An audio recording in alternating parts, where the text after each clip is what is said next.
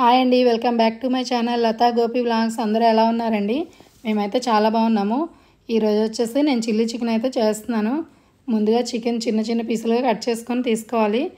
తర్వాత దాన్ని సాల్ట్ వాటర్లో ఒక హాఫ్ అన్ అవర్ పాటు ఉంచాలి. తర్వాత తీసుకొని ఒక బౌల్లోకి తీసుకోవాలి. తీసుకొని అందులో అల్లం వెల్లుల్లి పేస్టు, గరం మసాలా, సాల్టు, కారము వేసుకొని బాగా మిక్స్ చేసుకోవాలి. బాగా మిక్స్ చేసుకున్నాక అందులోనే ఒక ఎగ్ని బాగా బీట్ చేసుకొని తీసుకొని అది కూడా బాగా కలిసేటట్టుగా కలుపుకోవాలి. ఈలోపు మా బ్రూనో బాబుకి చికెన్ స్మెల్ వచ్చి కిచెన్లోకి అయితే వచ్చాడు. బ్రూనో బాబు ఏనా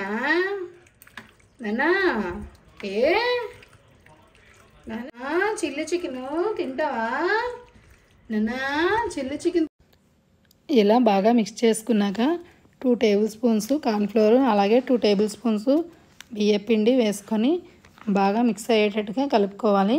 అది కొద్దిగా గట్టిగా ఉంటే వాటర్ కూడా వేసుకొని కలుపుకొని ముక్కలకి అయ్యేటట్టుగా చూడాలి. అలా అయితేనే ముక్కలు బాగా వస్తాయండి వేయించినప్పుడు. మీకు కావాలంటే ఫుడ్ కలర్ కూడా వేసుకోవచ్చు, అది మీ ఆప్షనల్ అనమాట. నేనైతే వేయలేదు ఫుడ్ కలరు. చూడండి, ఇలా ముక్కలకి బాగా పట్టేటట్టుగా కలుపుకోవాలి. స్టవ్ వెలిగించుకొని స్టవ్ పైన ప్యాన్ పెట్టుకొని ఆయిల్ వేసుకోవాలి. డీప్ ఫ్రైకి ఆయిల్ హీట్ అయ్యాక అది ఒక్కొక్కటిగా వేసుకుంటూ ఉండాలి. వేసుకొని ఫ్రై చేసుకోవాలి. ఎర్రగా ఫ్రై అయ్యే వరకు ఫ్రై చేసుకోవాలి. అలా ఒక్కొక్కటిగా వేసుకుంటూ ఒకదానికొకటి కలిపి ఉండకుండా దేనికదిగా విడివిడిగా ముక్కలుగా వేసుకుంటూ ఫ్రై చేసుకోవాలి. మా అబ్బాయికి అయితే చిల్లీ చికెన్ చాలా ఇష్టం అండి. వాడికి చికెన్ అంటే చాలా ఇష్టము. మటన్ అస్సలు తినడు, చికెనే అడుగుతాడు ఎప్పుడు కూడా. ఇంకైతే సరే ఖాళీగా ఉన్నాను కదా అనేసి చేశాను. చాలా రోజులు అయింది చేసి, 2 ఇయర్స్ బ్యాక్ చేశాను అనమాట. మేమైతే నెల్లూరులో ఉండేవాళ్ళమే. అప్పుడు చేశాను కోవిడ్ టైంలోని, ఇంటి దగ్గర ఖాళీగా ఉన్నప్పుడు. మళ్ళీ ఇప్పుడు చేశాను అనమాట. అందుకోసమనే ఇంకా అలా పిల్లలు హాఫ్ డే స్కూల్స్ కదా, ఇంటి దగ్గరే ఉంటున్నారు కదా అనేసి ఇంకా ఆ రోజు ఈవినింగ్ చేశాను. మా ఇంట్లో అయితే అందరికీ చిల్లీ చికెన్ అంటే చాలా ఇష్టము. మేము ఏ రెస్టారెంట్కి వెళ్ళినా ఫస్ట్ చిల్లీ చికెనే తీసుకుంటాము, తర్వాత ఫుడ్ ఆర్డర్ ఇస్తాం అనమాట. నాకైతే ఇక్కడ కొద్దిగా కారం సరిపోలేదనమాట. మళ్ళీ కారం అయితే యాడ్ చేసుకున్నాను, కొద్దిగా యాడ్ చేసుకొని మళ్ళీ వేసాను.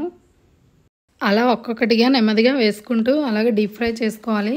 ముక్కలు ఎర్రగా అయ్యేంత వరకు ఫ్రై చేసుకొని పక్కన పెట్టుకోవాలి.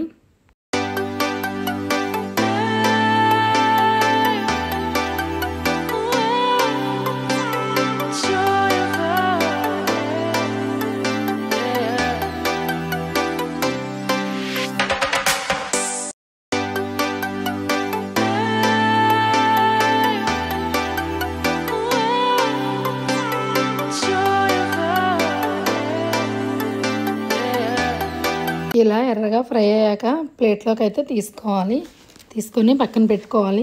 ఇలా ప్లేట్లోకి అయితే తీసుకున్నాక నెక్స్ట్ ప్రాసెస్ ఏంటన్నది చూపిస్తాను.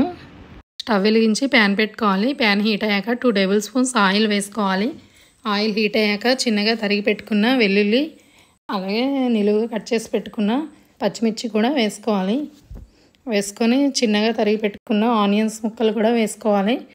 అలాగే పెద్దగా కట్ చేసిన ఆనియన్స్ చీలికలుగా చేసుకొని వేసుకోవాలి. ఒకసారి కలుపుకొని మీడియం సైజులో కట్ చేసి ఉంచుకున్న క్యాప్సికమ్ ముక్కలను కూడా వేసుకోవాలి. బాగా ముక్కలు మగ్గేంత వరకు ఫ్రై చేసుకోవాలి. ముక్కలు బాగా మగ్గాలి. ముక్కలు మగ్గాక చిన్న గ్లాస్తో వాటర్ వేసుకోవాలి.